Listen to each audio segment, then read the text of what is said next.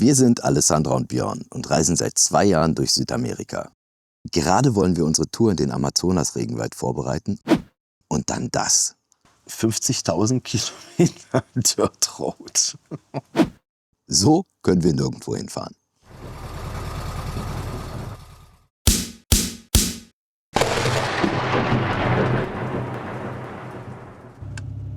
So, ihr Lieben, ich bin mal wieder auf dem Weg zur Werkstatt. Kaum zu glauben. Und es ist auch noch dringend. Wir haben jetzt noch 6 Tage. In 6 Tagen wollen wir hier weg. Und so kann ich nicht fahren. Also ich kann zwar fahren, ihr seht ja, ich fahre ja gerade. Aber wir wollen ja in den wilden Chaco, wir wollen ja das Auto testen für die Amazonas-Tour. Und ja, wie soll ich sagen, ja, schaut am besten selbst, wie es dazu gekommen ist, dass ich heute zur Werkstatt fahre und eine Notoperation am Bus vornehmen muss. Weil wenn wir das nicht machen und es muss geschweißt werden, dann fahren wir nirgendwo mehr hin. Im Herbst hatten wir schon immer Hummeln im Hintern. Wir sind wie die Zugvögel. Wenn die Sonne geht, fahren wir ihr hinterher. Vorausgesetzt, unser Bus funktioniert. Total krass. Wir sind so unglaublich aufgeregt, das könnt ihr euch gar nicht vorstellen. Es ist soweit. Alessandra hat es ja schon auf den Punkt gebracht. Wenn der Herbst kommt, dann fangen die Vögel wieder an zu fliegen. Richtung Süden, Richtung Sonne. Und bei uns ist genau umgekehrt. Der Herbst kommt und wir fliegen Richtung Norden, Richtung Urwald, Richtung Amazonas. Total cool. Bevor wir aber in irgendeiner Art und Weise in den Urwald kommen und mit ihmchen hier auf der anderen Seite wieder ankommen, gibt's einiges zu tun. Wir haben eine ganze Liste abzuarbeiten, damit Hermann wieder einsatzbereit ist und damit wir es schaffen, mit ihm einmal den Amazonas ganz von Süden bis nach Norden zu durchqueren. Das ist ja eine Aufgabe. So, und jetzt machen wir uns dran und bereiten das Ding für den Urwald vor. Also stellen wir erstmal fest, dass die To-Do-Liste ellenlang ist. Und ich fange dann mal mit den einfachen Sachen an. Es ist morgens, ich bin noch ein bisschen langsam. Und eine der wichtigsten Dinge, nicht nur beim Autofahren oder beim Reisen, für mich generell beim Arbeiten, ist Musik. Und die Musik funktioniert derzeit nicht richtig. Wir haben überhaupt keinen Bass, das hört sich einfach nicht gut an. Und das ist die erste Sache, die ich jetzt mal regeln werde. Die ist einfach, die ist schnell, dann habe ich schon mal einen Punkt von der To-Do-Liste weg. Und dann gehen wir an die härteren Sachen dran, wenn ich ein bisschen wacher hier oben bin.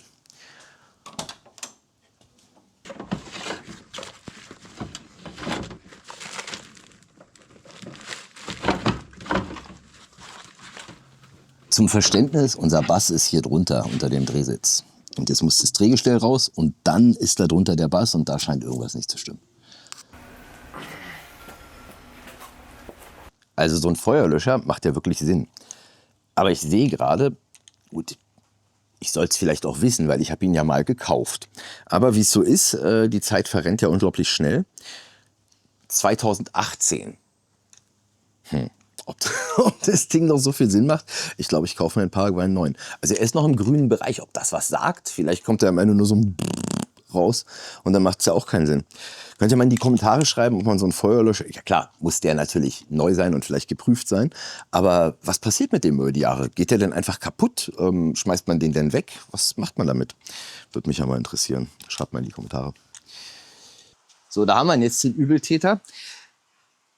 Sagt nichts über den Dreck bitte. Dreck ist beim Overlanden normal. Wir können den Staub ja nicht... Wo soll der hin? Ja? Aber ich finde die Dinger richtig geil.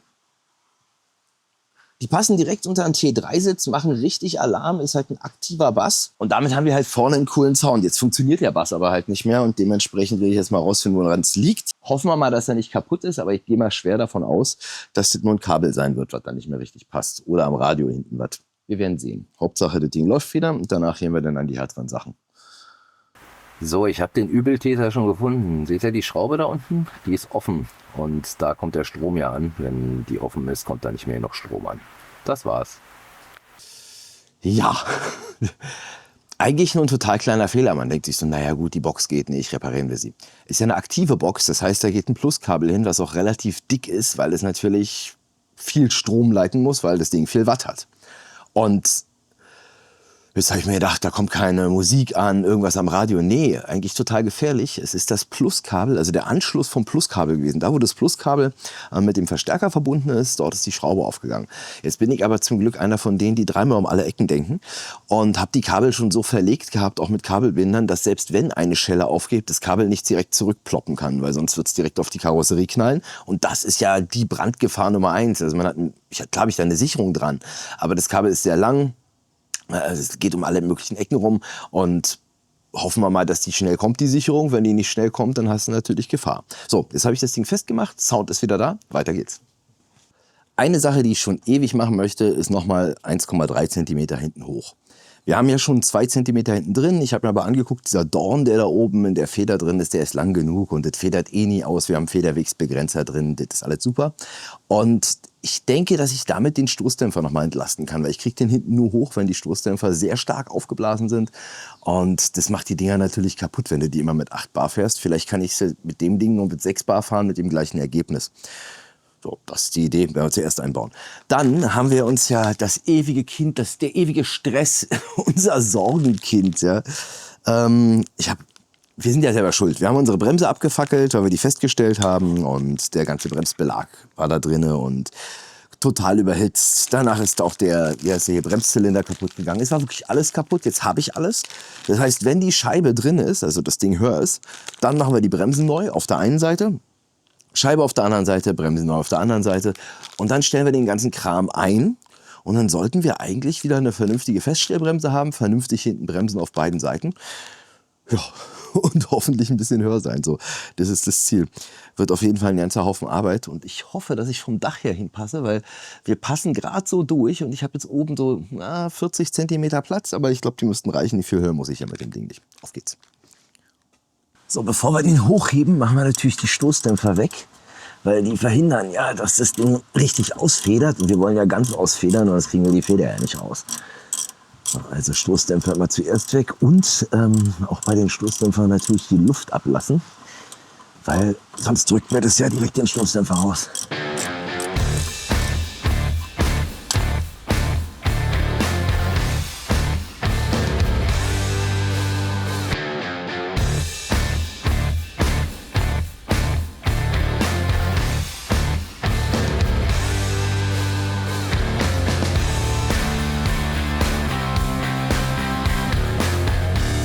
So, ihr seht ja schon, der Draht ist unten und wir sind auch weiter unten als der Stoßdämpfer, das heißt, wir sind gut ausgefedert. Hier oben sieht man diese 2 cm Gummiplatte, die ich da sowieso schon drin habe, die hier oben sozusagen mehr Abstand macht. Und da hauen wir jetzt noch mal 1,3 cm drauf. So. Ihr seht auch, dass wenn ich voll ausgefedert bin, weiter als jemals, würde auch die Feder noch nicht rausfallen. Also dieses Gebrabbel, was man oft hört, so ja, nicht zu viel drunter legen, weil dann fällt die Feder raus. Also ich kriege die hier immer noch nicht raus und es ist viel weiter ausgefedert, als jemals der Federbegrenzer und der Stoßdämpfer zulassen würden. Die sind ja schon längst ausgestreckt. So, das bedeutet, wir können ohne Probleme diese 1,3 cm da noch drunter machen. Jetzt muss ich hier noch ein bisschen Druck drauf geben, dass das weiter runterfällt und dann sollten wir diese Feder auch rauskriegen. Diese Füße römischer Bauart gehören zu meiner Frau natürlich. Jetzt hüpft mal ein bisschen. Hüpfen, hüpfen, hüpfen, hüpfen. Ja, ich hab's. Ist da. So, mit Alessandras Hilfe hat es auch gut geklappt. Ihr seht, die Feder ist raus. Ich könnte die jetzt sozusagen ganz entnehmen. Hier ist die Feder. Guckt euch das an.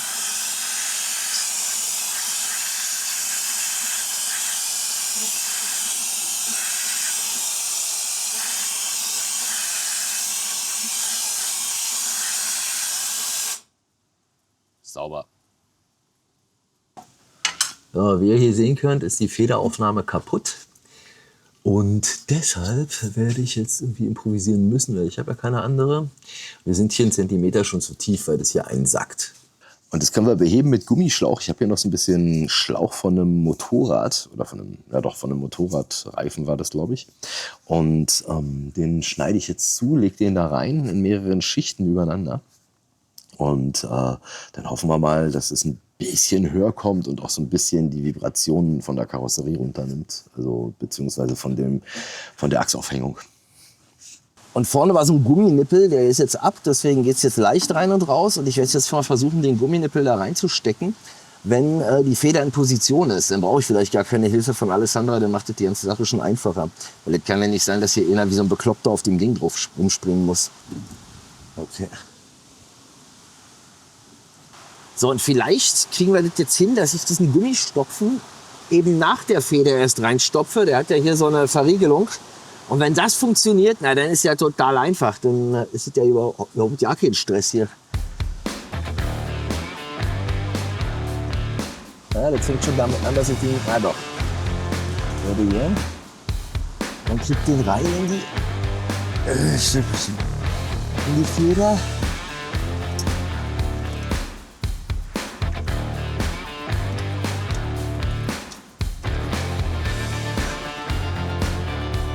Also einfach geht der da nicht rein.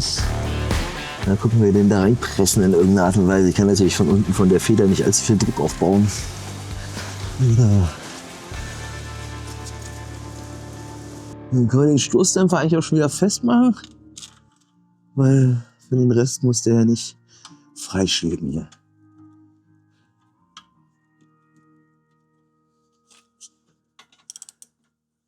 Geht zwar besser auf dem Boden, aber auch jetzt machen. Ja.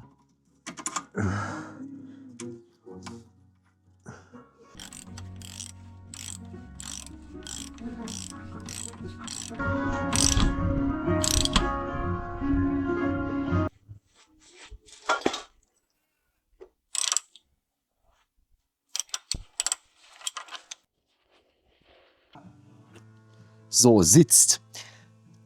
Ist höher gelegt, 1,3 Zentimeter. Passt alles, haut gut hin. Wir haben hier definitiv keine Probleme, dass es rausfliegen könnte. Unten auch nicht. Unmöglich. Und wir sind, wie ihr seht, voll ausgefedert. Federwegsbegrenzer ist gestreckt. Das heißt, wir kommen nicht weiter runter. Also noch weiter geht's nicht runter. Da kann passieren, was will. Und wenn so eine dolle Bodenwelle kommt, dass es alles auseinanderreißt, ja gut, dann ist wahrscheinlich viel mehr kaputt als das nur. Das heißt, das haben wir geschafft. Jetzt gehen wir an die Bremse ran. Die ist ja unser Sorgenkind. Nehme das Ding auseinander, reinige das Teil komplett und setze sie dann mit den neuen Bremsbelägen und allem drum und dran wieder zusammen. Ich nehme mittlerweile, glaube ich, zum 30. Mal die Bremse auseinander. Auf dieser Reise. Und ich hoffe, dass es jetzt für lange Zeit das letzte Mal war. Und gut aussehen tut sie nicht unbedingt. Aber muss sein. Ehe ich euch jetzt damit langweile, dieses ganze Ding hier auseinanderzunehmen, ihr könnt euch das im Schnelldurchlauf angucken. Und ich hoffe, dass es für mich fast genauso schnell geht.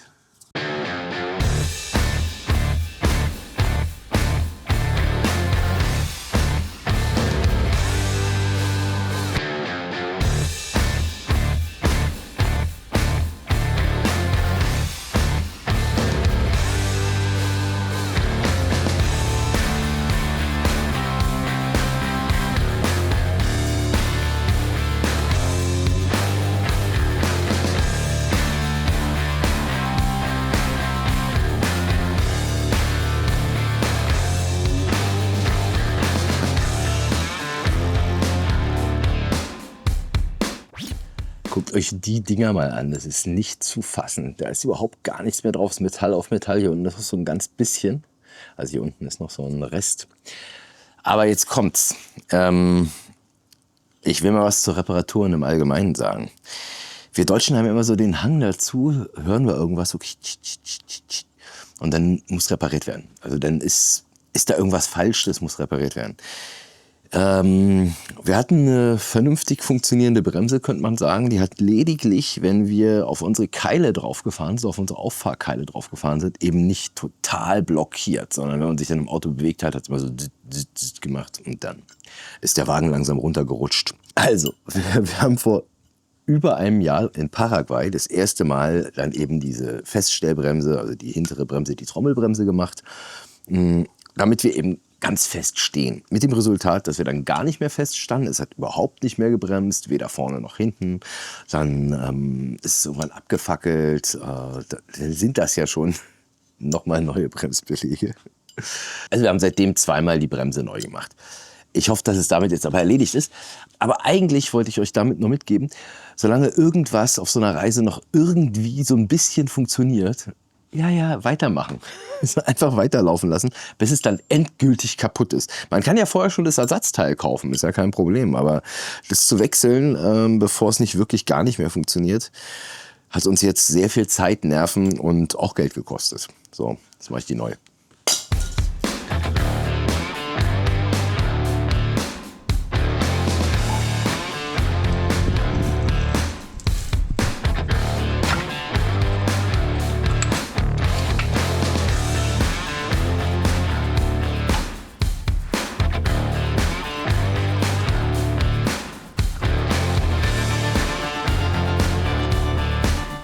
Eine der wichtigsten Sachen bei der Trommelbremse hinten beim T3 ist dieser automatische Nachsteller. Und der muss eben genau richtig drin sitzen. Das ist der Grund, warum beim ersten Mal das mit unserer Bremse nicht funktioniert hat, weil die den nicht richtig eingesetzt haben. Und dann stellt der nicht nach, dann rutscht die Bremse zu weit raus. Ach, alles. Der Bremshinten hat zu weit ausgefahren. Es hat alles nicht funktioniert. Das ist also schlecht. Man muss gucken, dass der richtig drin sitzt. Und da gibt es im Internet Anleitungen, dass man genau sehen kann, wie rum der auf welche Seite gehört. So, tu das Ding jetzt rein da.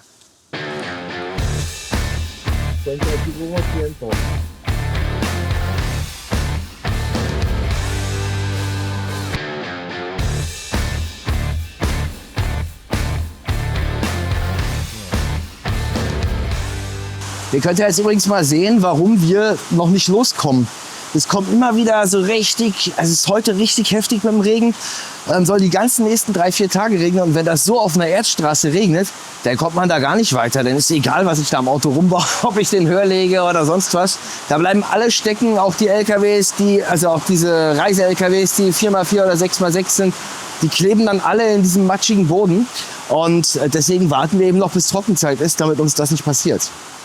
Auch wenn ich schon 30 Mal die Bremse auf und zu gemacht habe, ja, trotzdem stelle ich mich noch zu blöd an. Ganz schönes Gefissel, das Ding wieder reinzukriegen. Aber es sitzt. Sieht aus wie neu, was sagt er dazu? Ist doch richtig schön. So, die stellen wir jetzt noch ein über den automatischen Nachsteller. So, und dann, jo, dann sind wir auf der Seite schon fertig.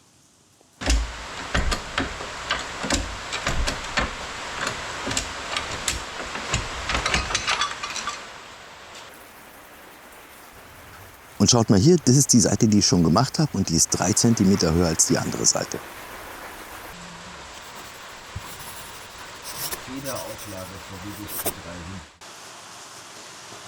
Lief ja gut, lief ja bis jetzt super auf der anderen Seite.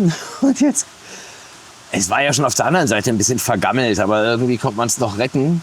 Ja, aber jetzt guckt euch das mal an. Hier sitzt ja die Feder drauf und die soll ja auch gehalten werden von eben diesem Ding, damit sie nicht zur Seite rutscht. Naja, dieses Ding hält nicht mehr allzu viel. Ja, brauchen wir ein neues. Ja, da ist ja nur der Übeltäter. Das heißt, es ist von der Federaufnahme der obere Teil und der restliche Teil ist da drin. Ich habe schon gesehen, es gibt ein Reparaturblech, 32 € in Deutschland. Das ist jetzt auch alles nicht schwierig, aber ich bin mir noch nicht so ganz sicher, ob das Ding da verschraubt ist oder verschweißt oder eingepresst oder wie auch immer. Keine Ahnung, kann ich noch nicht sagen, muss ich erst mal gucken. Und das ist mir jetzt alles zu blöd und damit komme ich jetzt erstmal nicht weiter und ich kriege das Blech auch nicht so schnell ran. Ja, wir wollen ja weiterfahren, wir wollen ja in Chaco fahren und ich brauche eine Lösung. Jetzt habe ich mir Folgendes überlegt.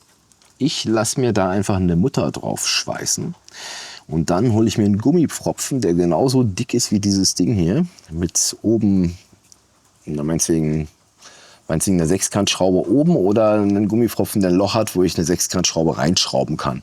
Und dann ziehe ich das Ding richtig knallhart an, dann sitzt das Ding auch wieder zentriert, definitiv fester als der Schrott. Und dann können wir damit fahren. Und irgendwann, wenn wir das Auto machen, müssen wir dann halt irgendwann mal daran. Aber jetzt gerade macht es nicht allzu viel Sinn.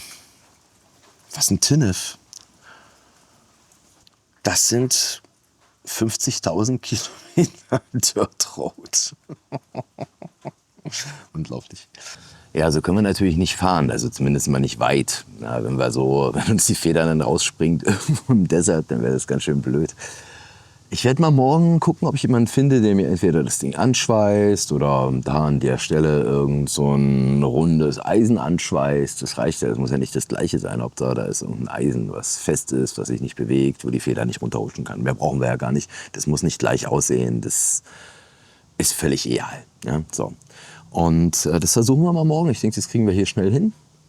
Das Schöne an Paraguay oder überhaupt in Südamerika, dass man einfach irgendwo hingeht, sagt, hier, doch, komm, schweiß mir das Ding da an.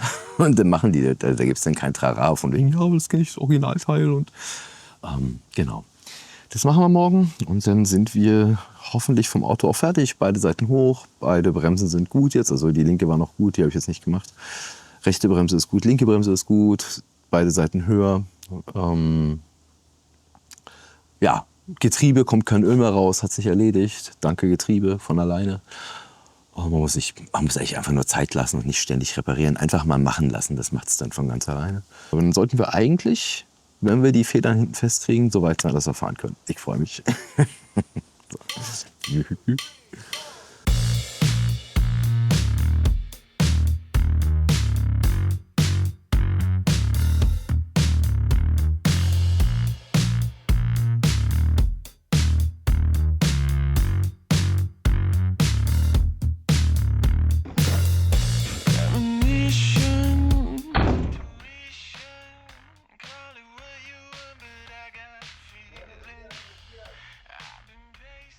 So, jetzt sind wir da und wir haben ja nicht viel Zeit. Wir haben jetzt noch 5 Tage, die wir haben, bis wir hier weg müssen. Und jetzt haben die natürlich in der Werkstatt nicht viel Zeit, weil, naja klar, ich überfall die ja. Aber da ich nicht schweißen kann, habe ich jetzt gesagt, schraube ich alles und ich will nur, dass die mir am Ende da irgendwie was reinschweißen, was meine Feder wieder festhält, damit die Feder eben nicht zur Seite wegrutschen kann. Weil das ist ein Fiasko, wenn das passiert. Draußen irgendwo, wenn wir unterwegs sind auf einer Erdstraße, ja klar kann ich die wieder in Position bringen und 10 Meter später fliegt sie dann wieder raus. Das wäre schlecht. So, und dementsprechend mache ich mich jetzt da mal dran, bock das Ding hier auf und guck dann, dass wir das möglichst schnell hinkriegen.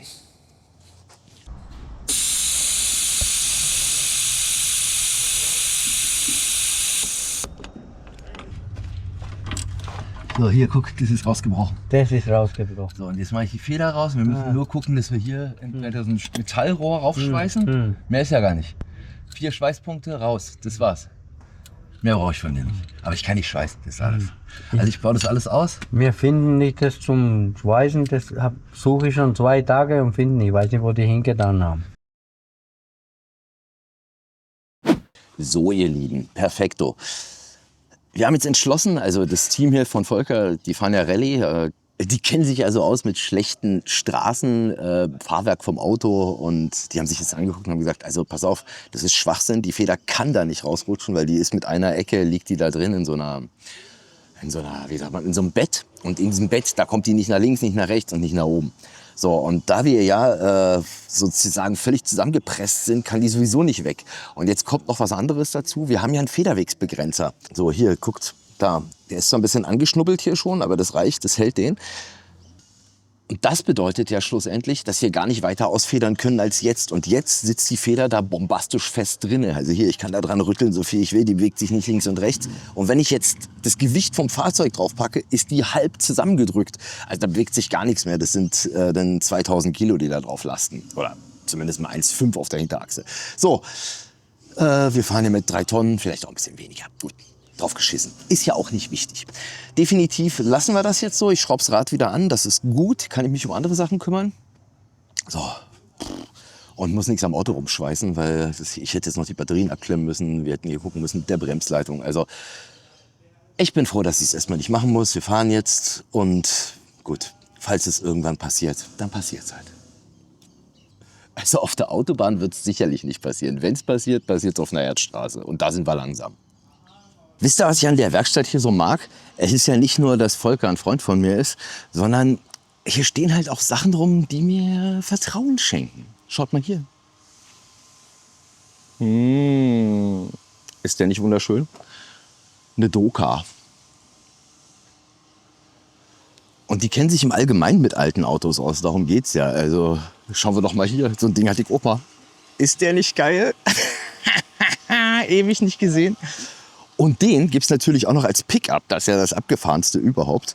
Hier, Peugeot Pickup. Was will man mehr? Naja, und da sind wir.